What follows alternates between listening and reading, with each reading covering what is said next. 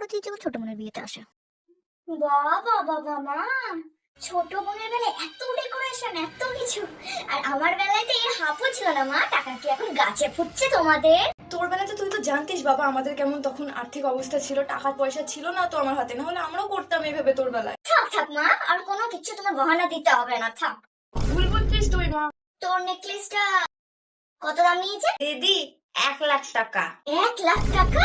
আর আমার তো 50,000 টাকায় ছেড়ে দিয়েছে রে। এদের টাকা গাছে ফুটছে, খুব ভালো। দিদি তুই ভুল বলছিস। মা, আমার পর কি দোষ করেছিল মা যে ওর বরকে তুমি 4 চাকার গাড়ি দিচ্ছ? 4 চাকার গাড়ি দিচ্ছ, আমার বর কালো বলে আর ওর বর ফর্সা, দেখতে সুন্দর বলে।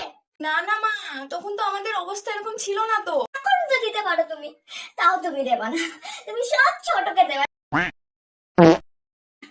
এগুলো সব বাবা দিয়েছিল তোকে? হ্যাঁ। বাবা, এত বড় বড় ঝুমকা! আর আমার বেলাতে শুধু এইটুকুনি ছিল রে।